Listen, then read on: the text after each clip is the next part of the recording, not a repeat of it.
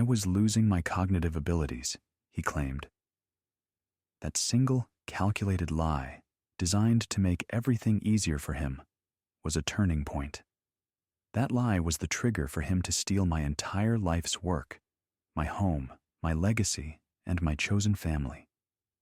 My sister's son, Brandon, was meticulously orchestrating a quiet takeover, a forced exile to Oak Ridge Senior's residence. My sister's son, Brandon, was meticulously orchestrating a quiet takeover, a forced exile to Oak Ridge Senior's residence. He believed I was a man adrift, vulnerable, confused, and alone. What Brandon didn't know was that the struggling students I once guided had all grown up. They had become the architects, the healers, the legal minds of their generation. And they were about to prove that family isn't determined by a shared bloodline. It's defined by who answers the call when you need them most. If that idea of a chosen family resonates with you, make sure you're subscribed, because what happened next will restore your faith. A powerful reminder that true family is about loyalty and choice, not biology. By Wednesday morning, my quiet, unassuming street in Oakville would transform into a spectacle of success, a convergence of high-end cars that felt less like a convention and more like an armored brigade.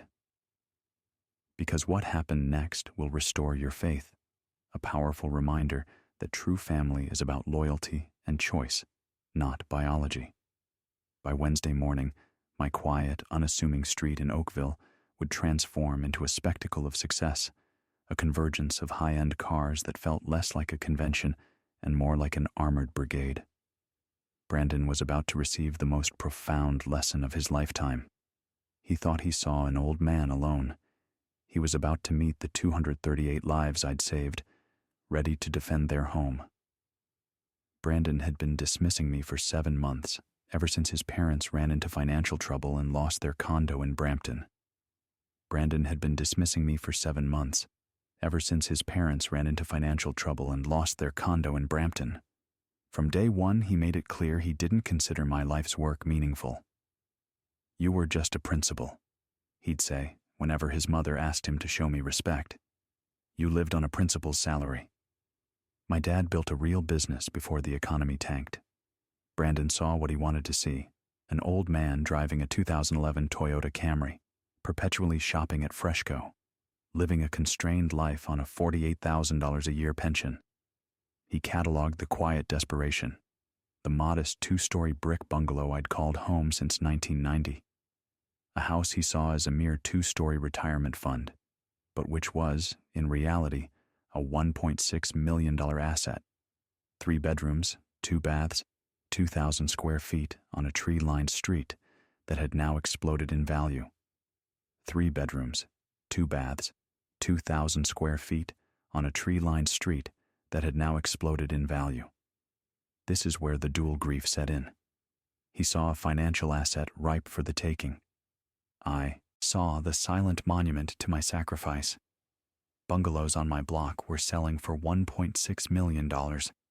The house was almost entirely mine, paid for by decades of quiet work, save for a remaining $75,000 second mortgage, money I had borrowed, not for myself, but to help my own sister through her cancer treatment. He was trying to steal a home I nearly lost myself, trying to save a life he didn't care about. What Brandon studiously chose to ignore was the true narrative of my life, the wall of photographs in my hallway. 342 pictures spanning 3 decades. They weren't just snapshots, they were milestones of triumph, high school graduations, university degrees, professional certifications. They were wedding photos and newborn babies held by grateful, successful adults who called me Uncle Rob. Brandon's blindness was willful. He saw only the blood relative, the financially convenient uncle, while walking past the physical proof of a chosen family who saw me as a father figure. He walked past them every family dinner, every single time, without curiosity, without respect, never asking a single question. The sheer volume of love and achievement went unseen, dismissed as meaningless clutter because it didn't fit his narrative of my lonely decline. "William, you need to think about your future," he'd say, eyeing my dining room table. "This bungalow is way too much for one person to maintain. My parents are struggling financially. They could really use the space, and you could use the care." His mother, Susan, my older sister, would shoot him warning looks across the table. "Brandon, that's not appropriate. I'm just being practical, Mom. Uncle William is 68. He's showing signs of memory loss. Last week, he couldn't remember where he parked at the grocery store. I'd simply walked to the store that day, but Brandon twisted it into evidence of cognitive decline. This bungalow would be perfect for you and Dad," he continued. "Uncle William could get proper supervision at Oak Ridge Senior's residence. They have activities, medical staff, everything he needs. The mortgage is almost paid off. You two could handle the last $75,000, build some equity. It's win-win, win-win." Like I hadn't spent 34 years building something far more valuable than real estate equity. Brandon assumed my quiet responses meant confusion, weakness. When I'd say, "Let me think about it," or "We'll discuss this later," he'd exchange knowing glances with his parents, like the matter was already settled. Last month, he started getting aggressive. "Uncle William, you don't even have kids," he said during Sunday dinner at Susan's apartment. "When you pass away, this bungalow should go to actual family who can use it. My parents raised 2 children. They understand what real family sacrifice means." Susan went pale. "Brandon, stop this, right now. I'm being realistic, Mom. Uncle William did his good deed teaching other people's kids, but biology matters. You're his sister. You should inherit his estate, and Dad worked his whole life. They deserve consideration." That night, Susan called me crying. "William, I'm so sorry. I don't know what's gotten into him. Don't apologize for him, Susan. You're not responsible for his choices." But Brandon wasn't finished. 9 months ago, he showed up unannounced with a real estate agent. "Uncle William, I brought someone to give you a market evaluation," he announced, ushering in a woman with a tablet and measuring tape. "She can tell you exactly what this place is worth and what kind of care facility you could afford." "I'm not selling, Brandon. Come on, be reasonable. You're rattling around in this big bungalow by yourself. My parents are about to lose their apartment. The landlord's selling the building, converting to condos they can't afford. You have the space. They have the need. It's simple math." I looked at that real estate agent measuring my family room, the same room where Tyler Brooks had studied calculus every Tuesday and Friday for 7 months because his family couldn't afford a tutor. Tyler was now a structural engineer at a major firm in downtown Toronto. She measured the kitchen where Neha Patel had practiced her English, arriving in Canada at 15, barely speaking the language. Neha was now a family physician with her own practice in Vaughan. "I'll think about it," I said. Brandon smiled like he'd already won. That's when I knew it was time to start making phone calls. Brandon was about to learn the difference between being alone and being surrounded by the family he couldn't see. What Brandon didn't understand was that this bungalow wasn't just my home. It was the heart of something much bigger than he could imagine. Since 1990, over 220 students had sat at my dining room table for free tutoring. Some came once a week for a semester. Others became like family, spending years learning not just mathematics and science, but how to believe in themselves when everyone else had given up on them. The family room where Brandon's mother planned to put her furniture, that's where Ethan Wong spent 4 years mastering physics. He'd failed grade 10 science twice before his guidance counselor sent him to me as a last resort. Nobody wanted a kid with a bad attitude and worse grades. Last year, Ethan completed his PhD in aerospace engineering at the University of Toronto. The kitchen Brandon's father wanted for Sunday dinners. That's where Jasmine Carter learned chemistry at age 16 while pregnant and kicked out of her parents' bungalow. Social services wanted to place her in a group home. I convinced them to let her stay in my guest bedroom for her final year of high school. Today, Jasmine is a pharmacist at Trillium Health Partners with 2 teenage daughters of her own. The guest bedroom Brandon thought would be perfect for his parents. That's where 6 different students had lived over the years. Kids in crisis, kids aging out of foster care, kids whose parents were deported or incarcerated. Right now, 23-year-old Liam Kim was staying there while finishing his engineering degree at Toronto Metropolitan University. He'd aged out of the system at 18 with nowhere to go. Every room held memories Brandon couldn't see. Every corner represented a life transformed, a future saved, a young person who learned they mattered. The financial stakes were clear, too. My mortgage balance was $75,000 on a bungalow worth $1.6 million. Brandon's parents would essentially be getting a $1.6 million asset for the cost of 5 years of mortgage payments. But the real stakes went deeper than money. For 34 years, this bungalow had been the gathering place for my extended family. Every Christmas, every Thanksgiving, every celebration happened here. The students who'd grown up and moved away still came home to this address. Last Christmas, 52 of my former students had made the trip to Oakville. Doctors flew in from Vancouver.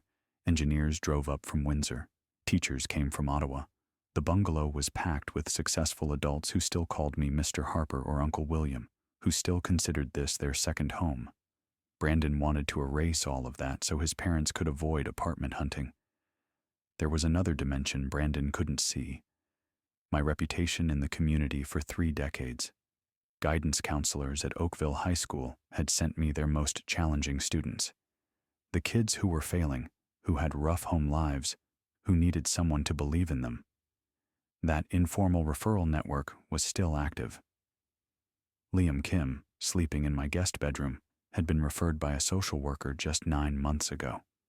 If I gave up the bungalow, if I let Brandon's dismissal stand, what message would that send? That helping others was meaningless? That professional success was the only thing that mattered? That principles were disposable once they retired? The stakes weren't just about keeping a bungalow. They were about protecting a legacy, defending the value of education, and proving that some things matter more than property values and inheritance claims.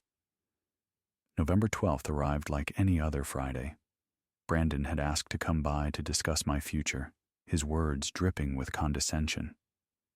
I'd agreed, knowing exactly what was coming. He arrived at 2 with his parents and someone he introduced as Jennifer Brooks, a social worker from the Community Care Access Center. "Uncle William," Brandon said, his voice taking on that patient tone people use with confused elderly relatives. "We need to have a serious conversation about your living situation." Susan looked uncomfortable, her eyes not meeting mine. My brother-in-law, Gerald, a defeated man who'd lost his construction business in the 2008 recession, stared at his hands. Jennifer Brooks opened a professional look folder. "Mr. Harper, your nephew has expressed concerns about your ability to live independently. I'd like to ask you some questions to assess your current cognitive function." Brandon had staged an intervention. It was a cynical performance, complete with a hired consultant and a predetermined, brutal outcome. "Let me save you some time," I said quietly. "I know exactly what's happening here." I wanted to stop the charade before it wounded my sister further. "Uncle William, please," Brandon interrupted, his false patience wearing thin. "We're trying to help you." "Help me?" No. The word he meant was acquire. He was trying to acquire my house, acquire my consent, and acquire the moral high ground by calling his greed care. The sheer arrogance was breathtaking. He saw a transaction. I saw a soul trying to steal a legacy. He pulled out his own folder, spreading documents across my oak coffee table like he was closing a business deal. "I've done extensive research on senior care facilities. Oak Ridge Seniors Residence has an opening. They have activities, meal plans, 24-hour nursing staff, everything you need."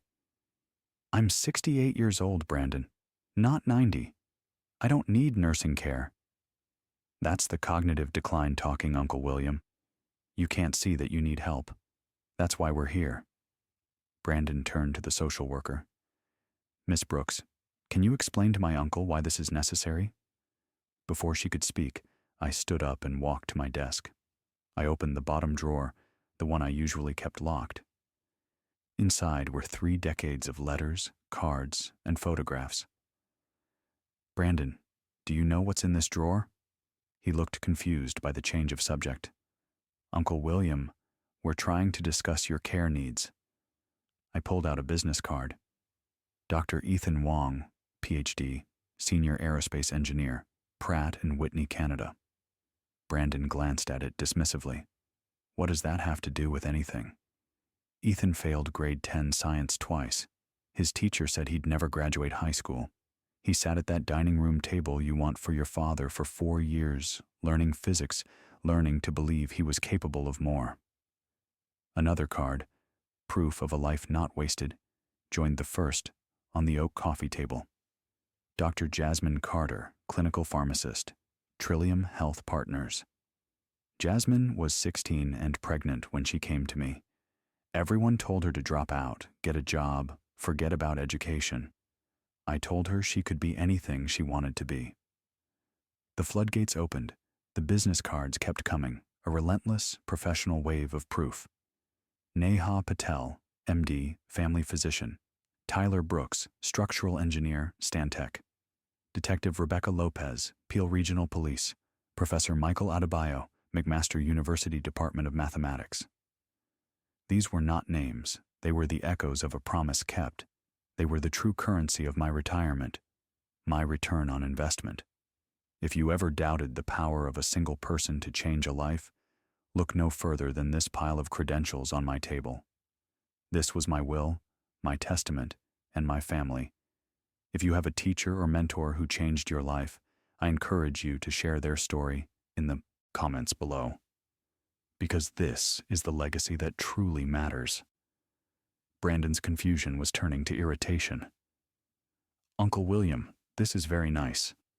But it doesn't change the fact that you're living alone in a bungalow you can't manage. Brandon's confusion was turning to irritation. Uncle William, this is very nice. But it doesn't change the fact that you're living alone in a bungalow you can't manage. Can't manage? I pulled out my phone and opened my contacts list. 238 names. Former students who still checked in, still asked for advice, still considered me family. Susan spoke up quietly. William, maybe we should listen to what Brandon is saying. You are getting older. Living alone is risky. Before I could respond, Brandon jumped in. Exactly. Mom and Dad need housing.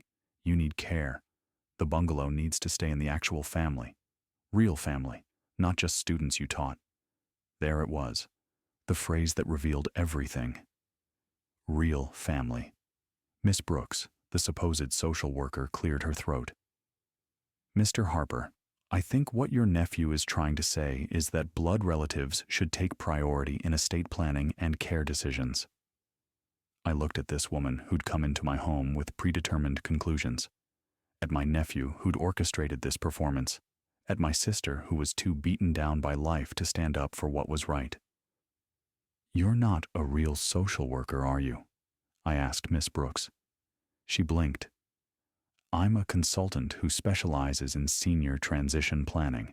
Brandon hired me to provide professional assessment. Professional assessment? She was a retirement home placement specialist on Brandon's payroll. I have the documents ready, Brandon said, pulling out more papers. Power of attorney, property transfer authorization, admission forms for Oak Ridge Seniors residents. You just need to sign. The relocation van can be here by Wednesday. Mom and Dad can move in by the weekend. He'd planned the entire takeover. Timeline, documents, fake professional validation, everything except my consent. I signed every report card for students nobody else believed in, I said quietly. I spent 34 years proving that young people matter, that education changes lives, that showing up for someone makes you family. And you think you can walk in here with fake assessments and predetermined timelines and take it all away because I'm just a principal. Brandon's mask slipped slightly. Uncle William, don't make this harder than it needs to be. You're old. You're alone. You don't have kids. My parents are your blood family. Biology matters. I understand completely, Brandon. Let me make some phone calls. The satisfaction in his eyes told me everything I needed to know. He thought he'd won. After they left, I sat in my family room looking at those 342 pictures. Every face told a story of struggle overcome, potential realized, lives changed. I picked up my phone and started dialing. Ethan, it's Mr. Harper. I need your help with something. The protective edge in his voice was immediate. Mr. Harper, what's wrong? Who's giving you trouble?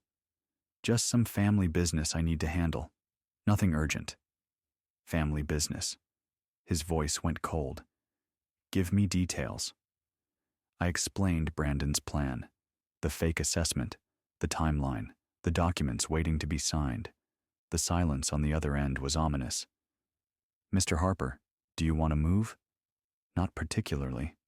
Then you're not moving. Give me his name and contact information. And I'm calling Jasmine and Neha. This requires immediate response. Over the next hour, my phone didn't stop ringing. Jasmine called from the hospital, her pharmacist's precision evident in every question. We need a strategy meeting. How many people can we mobilize? Neha called from her clinic, already rearranging her schedule. I'm driving up from Vaughan tonight. We're not letting this happen. Professor Michael Adebayo called from McMaster University, his mathematician's mind already calculating logistics. I can get 20 people from the university community alone, former students, colleagues who remember your impact. We'll coordinate. By evening, Liam Kim came downstairs to find me on my 5th call. Mr. Harper, what's going on? I heard you talking about Brandon.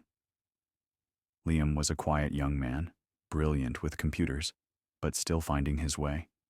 He'd been so grateful for a safe place to live while finishing his degree.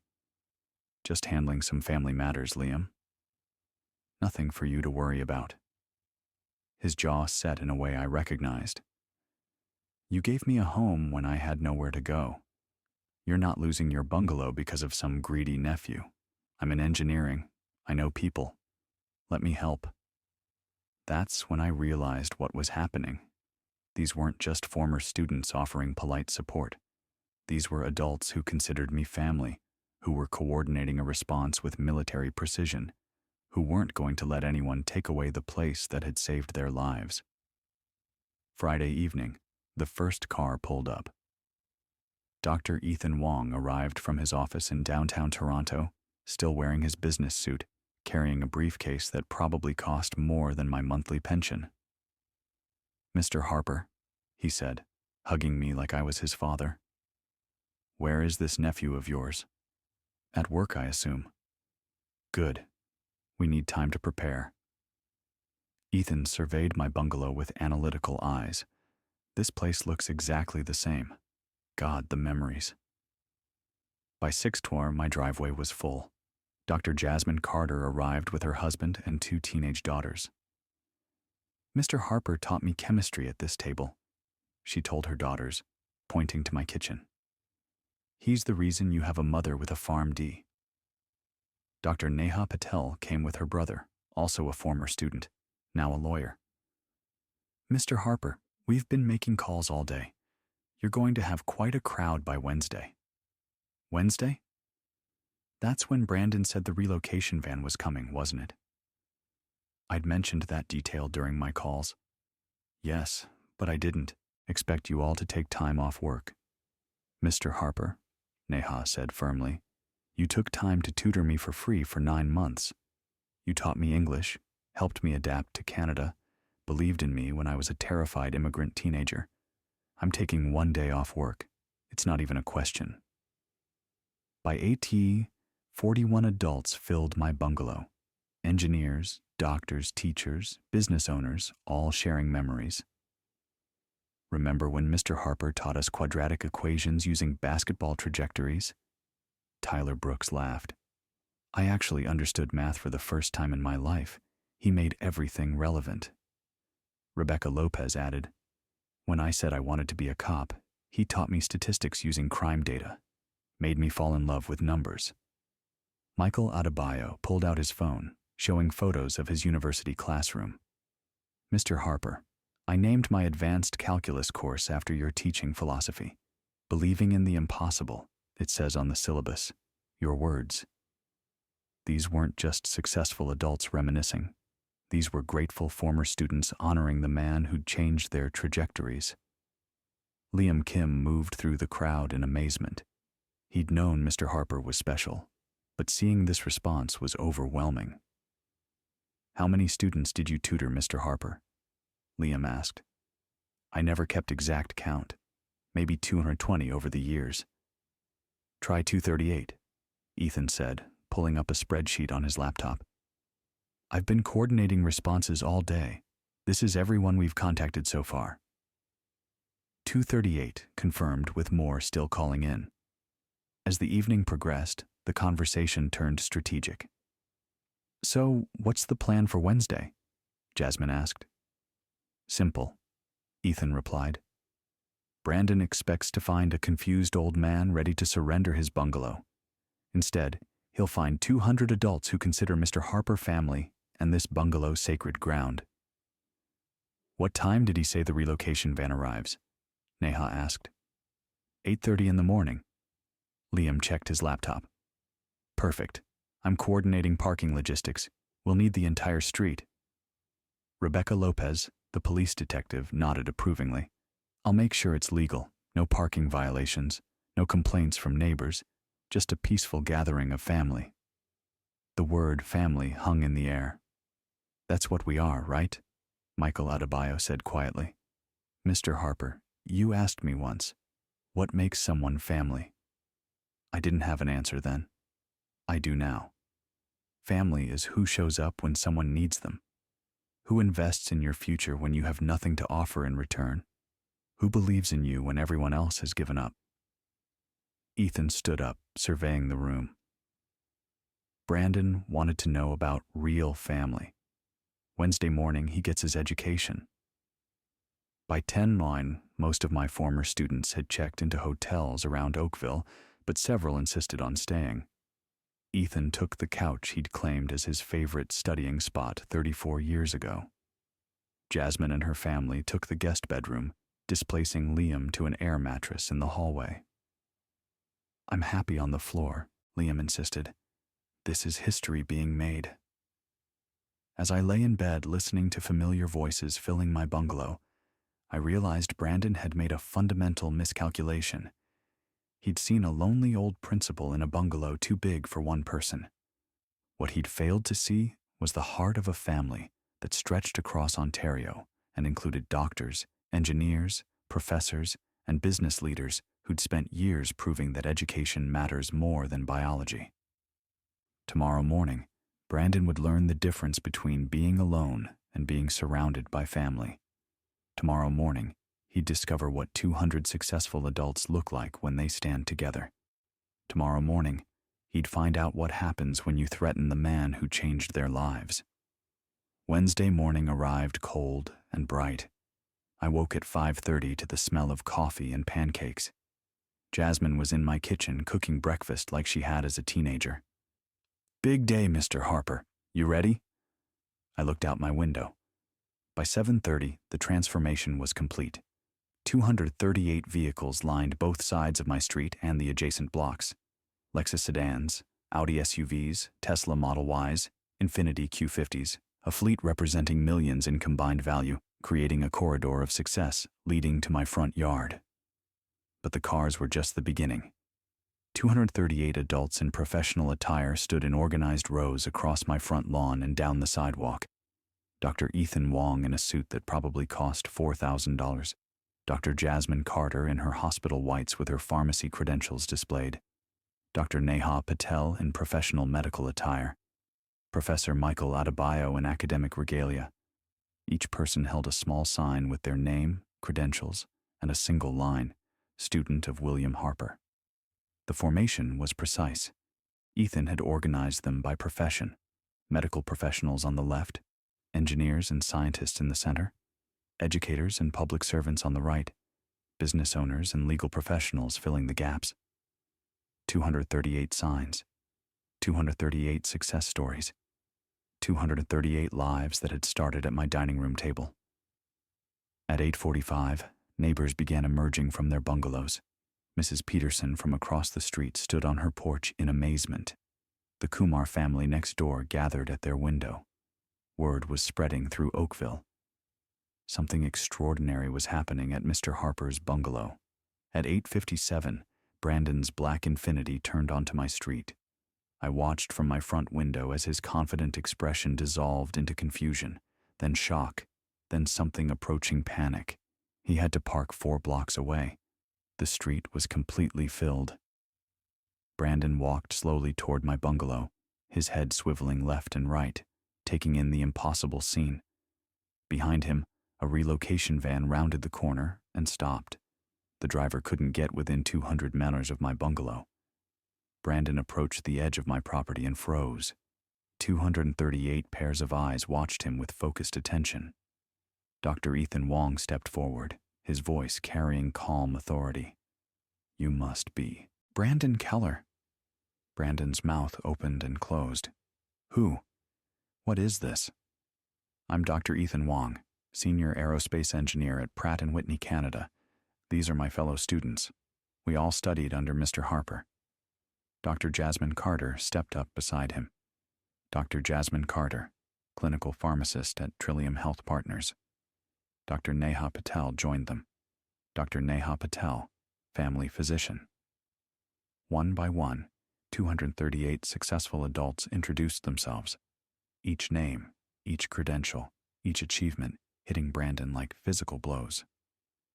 Professor Michael Adebayo, McMaster University Mathematics Department. Detective Rebecca Lopez, Peel Regional Police. Tyler Brooks, professional engineer, Stantec. Liam Kim stepped forward, the youngest of the group. Liam Kim, graduating this year with honors in computer engineering. Mr. Harper gave me a home when I aged out of foster care. He's still changing lives.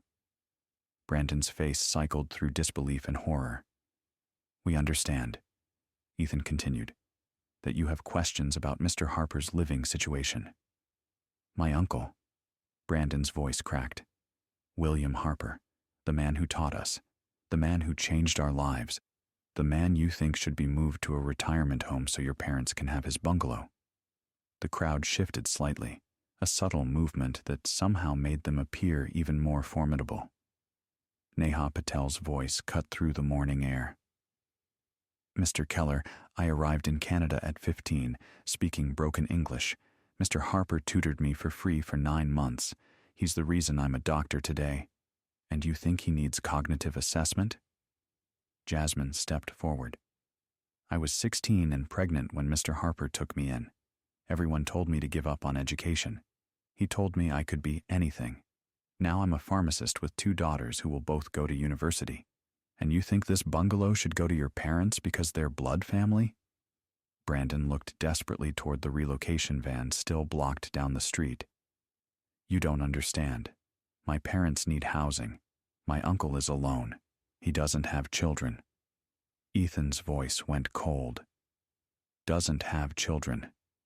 Look around, Mr. Keller. 238 of us consider him family. We call him Mr. Harper, Uncle William, the man who changed our lives. What part of that isn't real?" "But he's not your real," Brandon started. "Not our real what?" Professor Michael Adebayo stepped forward. "Not our real father. You're right. He's something better. He's the man who chose to invest in us when we had nothing to offer, who believed in us when our own families had given up, who proved that family is about choice, not biology." Brandon's parents had arrived parking blocks away and walking up to find this scene. Susan stared at the crowd in shock. Gerald stood silent, finally understanding what his son had tried to destroy. "Brandon," Susan whispered, "what have you done, Mom? I was trying to help you." "You were trying to steal," Rebecca Lopez said, her detective's authority unmistakable. "I've reviewed the documents you had Mr. Harper sign. That wasn't a licensed social worker. That was Jennifer Brooks, a retirement placement consultant you hired to create the appearance of professional assessment.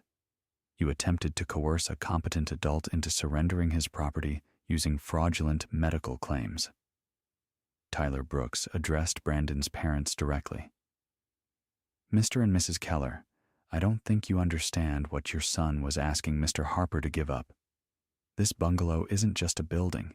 It's where broken kids learned they mattered, where struggling students found hope, where 200 lives were changed.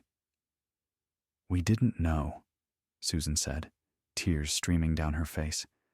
Brandon told us William was confused, that he needed help, that we'd be doing him a favor. Does he look confused? Ethan gestured toward me as I stepped onto my front porch. I walked down to join my students, and they parted to make room for me in the center of their protective formation. Brandon, I said quietly, I believe you wanted to discuss my housing situation. Brandon looked around at the 238 successful adults surrounding him, at the luxury cars lining the street, at his mother crying, and at the relocation van stranded blocks away. This isn't, he stammered. This is exactly what it is, Jasmine said firmly. This is what happens when you threaten our principal. This is what real family looks like. Brandon's mouth moved soundlessly. The relocation van driver was walking toward us, clipboard in hand, looking thoroughly confused. Sir, the driver called to Brandon, we can't get to the bungalow. Should we reschedule? Brandon looked at the driver, then at the crowd, then at me. The weight of his miscalculation was crushing him. Cancel it, he whispered. What was that? Ethan cupped his ear. Cancel the relocation van. Brandon's voice broke. Cancel everything. The transformation was complete. The confident man who'd planned my eviction had been reduced to a stammering shell by the simple presence of my family. My real family, the one that mattered, had shown up. The aftermath spread through Oakville like wildfire. By noon, the story was on CTV Toronto. Former students defend beloved principal from Nephew's foreclosure scheme. Hit 80,000 views by evening. The comments were overwhelming. This is what education does. This is what real family looks like. That nephew got exactly what he deserved. But the consequences went beyond social media. Wednesday morning, Brandon's employer, a property management company in Brampton, terminated his contract. We can't have someone on our team who attempts elder abuse, his boss told him. The optics are terrible.